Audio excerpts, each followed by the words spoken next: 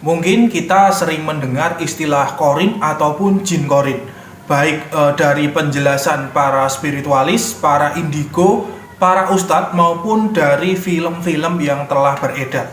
Nah, kali ini kita kupas tuntas tentang korin tersebut, pemirsa. Apa sebenarnya korin tersebut? Simak penjelasan ini sampai selesai.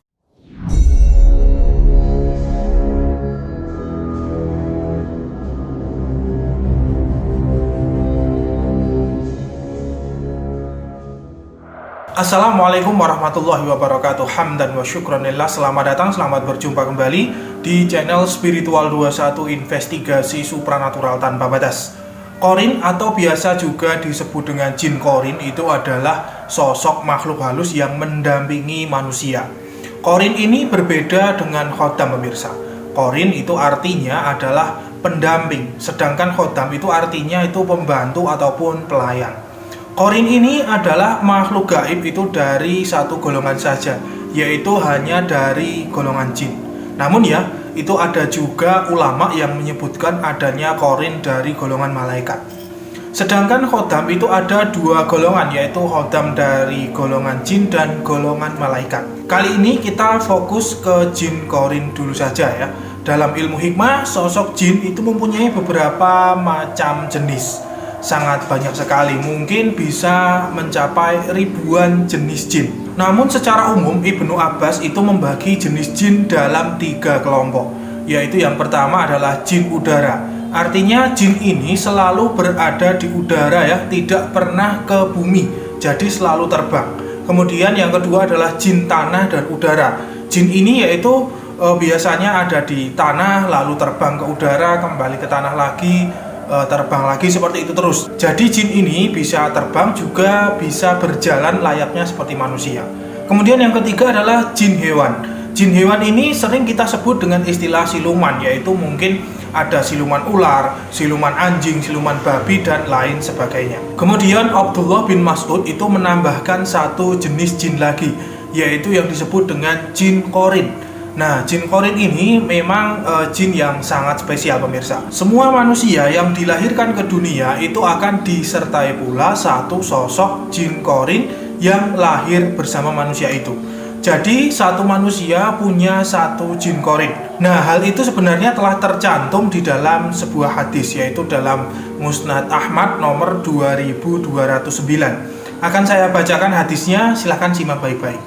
Bismillahirrahmanirrahim. Qala Rasulullah sallallahu alaihi wasallam, laisa minkum min ahadin illa wa qad ukila bihi qarinuhu minasyayatini. Qalu wa anta ya Rasulullah? Qala na'am, walakinnallaha a'anani alaihi fa aslam. Rasulullah sallallahu alaihi wasallam bersabda, tidak ada seorang pun dari kalian kecuali telah disertai dengan pendampingnya dari setan. Mereka bertanya, bagaimana denganmu wahai Rasulullah? Beliau menjawab, ya begitu pula aku. Namun Allah telah menolongku terhadapnya sehingga dia memeluk Islam. Nah, pemirsa sekalian, hadis tersebut termasuk hadis hasan li ghairihi. Nah, kalau mau mencari yang sahih itu juga ada, yaitu ada di kitab Sahih Muslim, itu nomor 5034. Nanti silahkan baca sendiri ya. Tentang detailnya sanad-sanad hadis tersebut silahkan tanyakan pada ustadz ataupun pemuka agama setempat. Karena di sini saya itu bukan seorang ustadz dan saya bukan ahli hadis, maka saya akan sampaikan inti-intinya saja. Dalam hadis tersebut sudah sangat jelas bahwa setiap manusia itu ada korinnya dari setan. Nah, setan yang dimaksud itu adalah sosok jin atau bisa disebut juga makhluk gaib atau makhluk astral atau makhluk halus.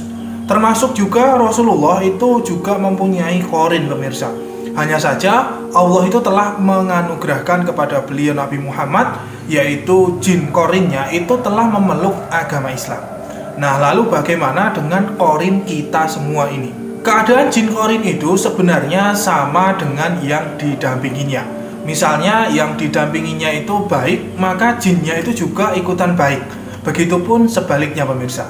Agama jin korin juga mengikuti yang didampingi. Kalau Islam juga ikutan Islam, kalau Kristen juga Kristen, dan lain sebagainya. Kemudian Untuk wujud jin qorin itu sendiri adalah sama persis dengan manusia yang didampinginya. Kalau dalam sebagian kepercayaan spiritual, jin qorin ini diistilahkan dengan kembaran diri ataupun sedulur batin ya. Jin ini dalam suatu ritual tertentu itu bahkan bisa digunakan untuk ilmu mecah rogo. Artinya orang tersebut bisa ada di 2 tempat atau 3 tempat sekaligus. Jin qorin ini termasuk jin yang unik yang berbeda dengan jin pada umumnya. Jin ini adalah dari jenis jin khusus yang tidak mempunyai syahwat. Artinya jin ini tidak menikah, tidak mempunyai keturunan ya. Tidak ada rasa ketertarikan sama sekali itu dengan jin yang lawan jenis. Walaupun jenis jin qorin ini ya ada yang perempuan, ada yang laki-laki, tetapi mereka itu tidak ada saling ketertarikan. Nah, jenis kelamin jin ini sama persis dengan manusia yang didampinginya. Kalau manusianya perempuan, maka qorinnya itu juga perempuan. Begitu pula sebaliknya. Dalam dunia spiritual itu ada kelompok-kelompok yang sering melakukan ritual pemanggilan arwah orang mati. Nah, sesungguhnya ritual ini adalah memanggil qorin orang tersebut atau sedulur batin orang tersebut. Ketika seseorang sudah meninggal, maka qorin atau sedulur batin itu masih hidup karena umurnya yang sangat panjang, bahkan sampai ribuan tahun. Qorin tersebut itu akan menampakkan diri atau memasuki tubuh mediator persis dalam bentuk orang yang meninggal tersebut, menirukan suaranya, bahkan itu bisa meniru tulisan orang yang meninggal itu, pemirsa. Lalu qorin tersebut itu akan mengaku-ngaku sebagai arwah orang yang meninggal dunia dengan meminta syarat ini itu yang biasanya syaratnya itu aneh-aneh. Tetapi terkadang jin qorin tersebut itu juga menyampaikan pesan dari orang yang meninggal yang selama hidup itu belum sempat disampaikan. Ada sebuah pertanyaan, apakah jin qorin tersebut itu bisa mempengaruhi atau mengintervensi ataupun mengendalikan manusia yang didampinginya? Jawabannya itu adalah tidak.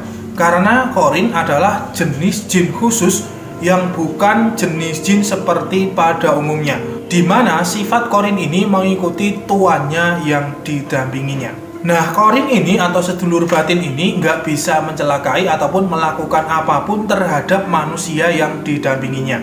Jadi sifatnya itu adalah pasif, pemirsa.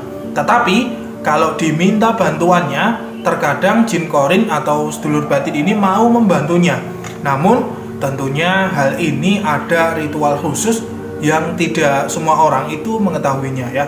Biasanya kalau di Jawa itu ada sebuah ritual menghadirkan ataupun meminta bantuan atau nyambat sedulur papat limo pancer. Qorin ini malah lebih terpengaruh dengan segala tingkah laku manusianya ya. Jadi intinya bukan qorin yang mempengaruhi manusia, tetapi malah manusia itu sendiri yang mempengaruhi qorin. Nah, jin qorin ini adalah sebutan dari Arab. Mungkin kalau di kepercayaan ataupun budaya lain disebutnya itu lain pula ya, bukan disebut dengan istilah jin qorin. Misalnya di Jawa ada kakang kawah di hari-hari.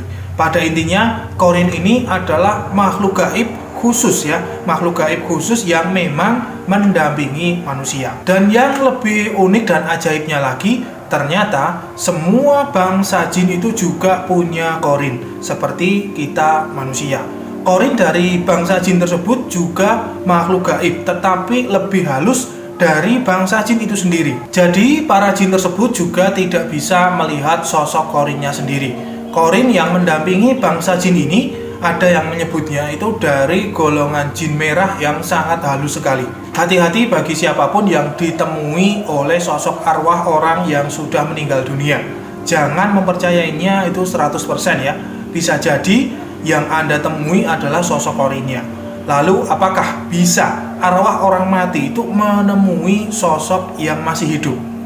Ya, tentu saja bisa, pemirsa.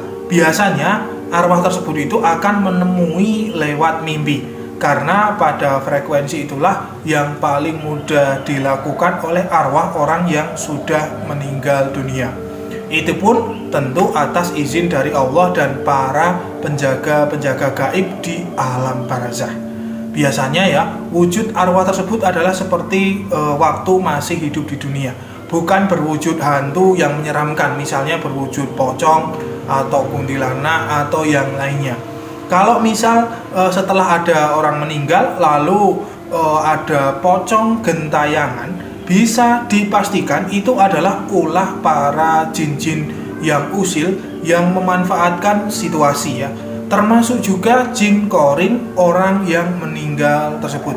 Tapi biasanya itu adalah jin dari luar ya, jin dari mungkin penghuni makam atau penghuni pohon tertentu yang memang usil. Nah, terkait dengan sosok korin tersebut sebenarnya kita bisa menemuinya ya. Ada salah satu cara atau kaifiyah menemui sosok jin korin kita tersebut. Mungkin akan kita bahas di video selanjutnya. Untuk pembahasan kali ini kesimpulannya itu adalah bahwa setiap manusia yang lahir ke dunia otomatis itu disertai pendamping gaib atas izin Allah yang disebut dengan istilah korin atau kembaran diri atau sedulur batin, atau kalau dalam bahasa Jawa ada yang namanya sedulur papat kelimo pancer.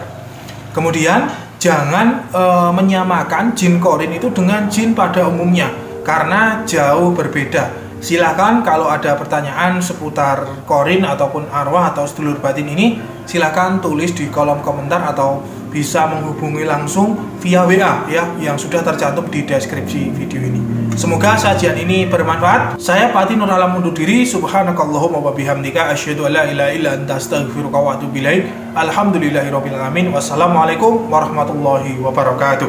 Salam spiritual.